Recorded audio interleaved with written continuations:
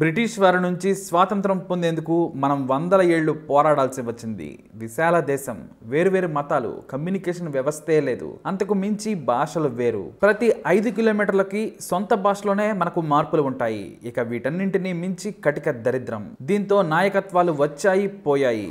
ఇలా పేదలు కనీసం 2-3 జనరేషన్లు కోల్పోతే కానీ మనకు స్వాతంత్రం రాలేదు. మరి కేవలం ఉత్తరాది నాయకత్వమే దేశానికి నాయకత్వం వహిస్తున్నట్లుగా ఉండేది. ఎందుకంటే నాయకులంతా కూడా ఢిల్లీ, ముంబై, లక్నో లేదంటే గుజరాత్ లో సమావేశమయ్యేవారు. కేవలం దూర ప్రాంతాలకు వచ్చి సామాన్యులను కలిసి ఉత్తేజిత ప్రసంగాలు చేసిన కొంతమందికే, అది కూడా చదువుకున్న వారికే తెలిసేది. అందుకే సుదీర్ఘ పోరాటం అవసరమైంది. మన పోరాటాలకు గాను స్వాతంత్ర సమరం చరిత్రలో ప్రతి ఒక్కరి త్యాగం తర్వాత మనకు స్వాతంత్రం వచ్చింది. తెల్లవాడి కండ కావరపు నీడ నుంచి బానిస సంఖ్యలు తెంచుకొని స్వేచ్ఛా భారతం కొత్త ప్రపంచంలోకి అడుగుపెట్టింది. అయితే 1947 ఆగస్టు 14 అర్ధరాత్రి తర్వాత కొద్ది నిమిషాలకు, అంటే 15న మనం సొంత పరిపాలన తాత్కాలిక రాజ్యాంగ పాలనలోకి వచ్చాము. అయితే అర్ధరాత్రి మనకు స్వాతంత్రం ఎందుకు వచ్చిందని చాలా మంది ప్రశ్నిస్తూ ఉంటారు. 14నే భారత్, పాకిస్తాన్లు వేరుపడి స్వాతంత్రాన్ని స్వీకరించమని బ్రిటిష్ కోరింది. అయితే పాకిస్తాన్ నాటి నేత మహమ్మద్ అలీ జిన్నా మాత్రం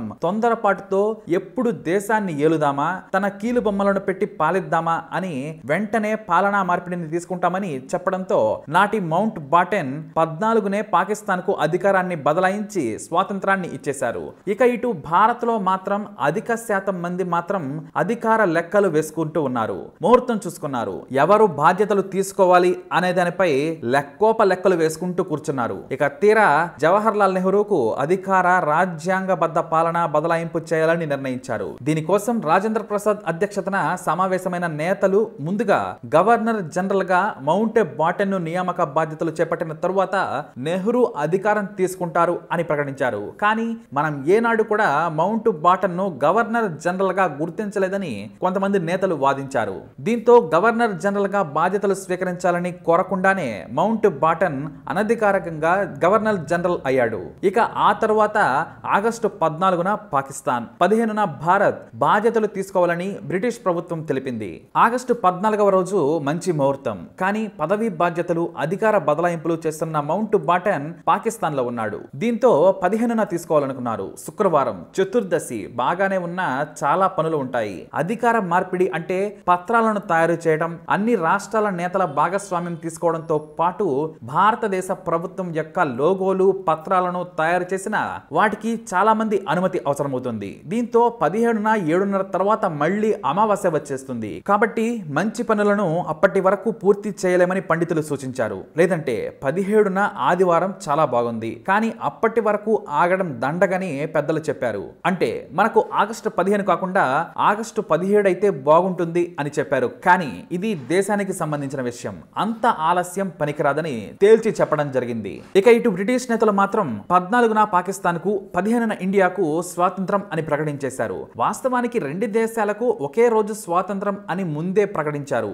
అయితే ముహూర్తం కోసం బ్రిటిష్ కు మరో ఛాన్స్ ఇవ్వద్దని పెద్దలు తర్జన భర్జన పడ్డారు. అయితే శాస్త్రం, సంప్రదాయాలు తెలిసిన పండితులు, స్వాతంత్రోద్యమ నాయకుడు పారికర్ ఒక సలహా ఇచ్చారు. ఇన్నాళ్ల కష్టానికి స్వాతంత్రం వచ్చింది. సమయం ఎప్పుడైనా సరే మంచి ముహూర్తంలో మన దేశ ప్రజలు స్వేచ్ఛా గాలి పీల్చాలి. రాత్రి పగలు అని తేడా కాదు, మన తరువాత తరం బాగుండాలి. కాబట్టి ఇప్పుడున్న మంచి ముహూర్తంలోనే స్వాతంత్రం తీసుకుందామని తెలియజేశారు. ఆగస్టు 14న రాత్రి 11 గంటలకు రాజ్యాంగ సభ ఏర్పాటు చేయడం, అర్ధరాత్రి 12 గంటలకు అంటే ఆగస్టు 15న అధికార మార్పిడి పత్రాలను తీసుకుంటే సరిపోతుంది అని నిర్ణయించేశారు. ముహూర్తంతో పాటు బ్రిటిష్ వారి లెక్క కూడా సరిపోతుందని తేల్చారు. దీంతో అనధికారికంగా మౌంట్ బాటన్ గవర్నర్ జనరల్ దుస్తుల్లో వచ్చి మన నేతల అంగీకారం తీర్మానం లేకుండానే ప్రమాణ స్వీకారం చేశారు. ఆ తరువాత అర్ధరాత్రి 11 గంటలకు ఎన్నుకున్న భారత నేతల సమక్షంలో రాజ్యాంగ సభ సమావేశమైంది.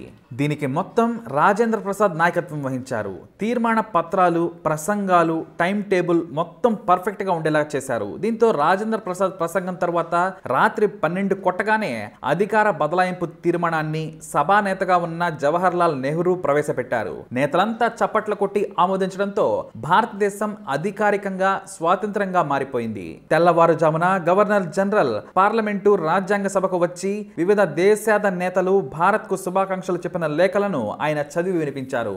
భారత్ బంగారు భవిష్యత్తు వైపు అడుగు పెట్టాలని ఆకాంక్షించిన ఆయన తుపాకీ శబ్దాల మధ్య భారత జాతీయ పతాకాన్ని ఆవిష్కరించారు. తుపాకీ చప్పుళ్లతో ఢిల్లీ వీధులు దేశ జాతీయ పతాకంతో జనం జేజేలు కొడుతూ వీధుల్లో డాన్సులు చేశారు. మనల్ని బెదిరించే, మనల్ని భయపెట్టే వాళ్ళు ఇక లేరు, నా హక్కులను హరించేవారు లేరు అంటూ కేరింతలు కొట్టింది యువత.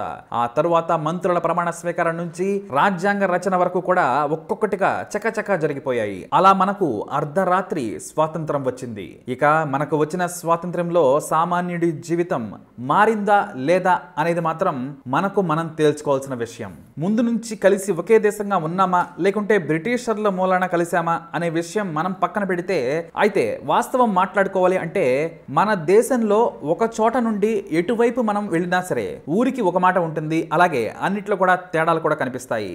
భారతదేశం తెలియక ముందు గురించి ఇలాంటి దేశాలు ఉంటాయా, ఇన్ని భాషలు, ఇన్ని పద్ధతులు, ఇన్ని సంస్కృతులు ఒకే దేశంలో కలిసి ఉంటాయా అనే వాళ్ళు కూడా చాలా మంది ఉన్నారు. ఆశ్చర్యపోయే వాళ్ళు కూడా ఉన్నారు. అంతెందుకు స్వాతంత్రం వచ్చిన తర్వాత కూడా ఈ స్వాతంత్ర సంబరం ఎంతో కాలం ఉండదులే అని ఎద్దేవా చేసిన వాళ్ళు కూడా ఉన్నారు. వాస్తవానికి స్వాతంత్రం రాకముందే 26 జనవరి 1930న మనం చాలా వైభవంగా స్వాతంత్ర దినోత్సవాన్ని జరుపుకున్నాం కూడా. అందువలన కొంతమంది నాయకులకు 1948లో అదే రోజున మనం స్వాతంత్రం కావాలనే ఆలోచన ఉండేది. కానీ లార్డ్ మౌంట్ బాటన్ కు అన్ని రోజులు వేచి ఉండే ఓపిక లేక ఆగస్టు 15నే ఎంచుకున్నారు. ఆ రోజు విశిష్టత ఏమనగా రెండవ ప్రపంచ యుద్ధంలో జపాన్ అలైడ్ సేనలకు లొంగిపోయిన రోజు. ఇంత చేసి బ్రిటిష్ సామ్రాజ్య ప్రతిష్టకు సంబంధం ఉన్న రోజున మనం స్వాతంత్రం సంపాదించుకున్నామన్నమాట. ఆగస్టు 15న దేశం మొత్తం ఉత్సవాలు మొదలయ్యాయి. బ్రిటిష్ సామ్రాజ్యంలో శాసనసభగా పనిచేసిన కట్టడంలో నాయకులు హాజరయ్యారు. పూర్వం స్వదేశీ ఆందోళనలతో సహా పలు ఆందోళనలకు, తిరుగుబాటులకు ఆజ్యం పోసిన వందే మాతర గీతంతో ఒక సమావేశాన్ని ప్రారంభించారు. ఈ సమావేశంలో ఇచ్చిన ప్రసంగాలలో ఒక ప్రసంగం మాత్రం దానిలో నెలకొన్న వాక్శక్తికి మన దేశమే కాక ప్రపంచమే ఎప్పటికీ మరువని అక్షర దండగా నిలిచిపోయింది. అదే మన మొదటి ప్రధాని జవహర్ లాల్ నెహ్రూ యొక్క ట్రిస్ట్ విత్ డెస్టినీ. అర్ధరాత్రి సమయం, ప్రపంచం నిద్రిస్తున్న వేళ భారతదేశం ఊపిరి పోసుకుని స్వాతంత్రానికి మేలుకుంటుంది. ఎంతో అరుదుగా వచ్చే అపురూప క్షణం. మనం పాత ఉనికి నుండి నవశకం వైపు అడుగు వేసే క్షణం. ఒక యుగం అంతమైన క్షణం. దీర్ఘకాలంగా అణగదొక్కబడిన దేశపు ఆత్మకు మాటలొచ్చిన క్షణం. ఈ క్షణం వచ్చేసింది అని జవహర్ లాల్ నెహ్రూ చెప్పడం జరిగింది. ఇక మొదటి మంత్రివర్గం మన నాయకుల పక్షపాత రహిత ఆలోచనలు, ప్రజాహితం కోసమే ప్రయాసించే వారి వైఖరికి అర్థంగా నిలుస్తోంది. సర్దార్ వల్లభాయ్ పటేల్, మౌలానా అబ్దుల్ కలాం ఆజాద్ వంటి కాంగ్రెస్ నాయకులే కాకుండా శ్యామ్ ప్రసాద్ ముఖర్జీ, బిఆర్ అంబేద్కర్, బల్దేవ్ సింగ్ వంటి ఇతర పార్టీలకు సంబంధించిన నాయకులు కూడా ఉన్నారు. ఇక రాజకుమారి అమృత్ కౌర్ మంత్రి బాధ్యతలు స్వీకరించారు. దేశంలో అధిక భాగం సంబరాలు చేసుకుంటూ ఉండగా గాంధీ మాత్రం విభజన తర్వాత మతోన్మాద హింస వలన దుఃఖంలో మునిగిపోయి కలకత్తాలో ఉన్నారు. అవును, మీరు వింటున్నది నిజమే. 1946లో మతోన్మాదం ప్రారంభం అవ్వగానే గాంధీ బెంగాల్, బీహార్ అలాగే ఇతర ప్రభావిత ప్రాంతాలు పర్యటించారు. 75 ఏళ్ల వయసులో సన్న కర్రతో గాంధీ ఎండనక వాననక బురదలో కూడా సంచరించారు. హిందువులను, ముస్లింలను కలిపి సమావేశాలు పెట్టి ప్రసంగించి పరిస్థితులను చక్కబెట్టుకుంటూ వచ్చారు. మనకి స్వాతంత్రం వచ్చిన తర్వాత గాంధీని ఒక ప్రశ్న అడిగారు, స్వాతంత్ర దినోత్సవ వేడుకలు ఎలా చేద్దాము అని. దానికి గాంధీ చెప్పిన సమాధానం ఏమిటంటే, బ్రిటిష్ వారి వల్ల ఏ హింస అయితే ఉందో దాన్ని నివారించడానికే ఒక శాంతి ఉద్యమాన్ని చేపట్టాను. ఎట్టకేలకు స్వతంత్రాన్ని సంపాదించుకున్నాము. కానీ ఇప్పుడు మన దేశంలోనే హిందువులు ముస్లింలు ఘర్షణ పడుతున్నారు అని గాంధీ దిగాలు పడిపోయారు.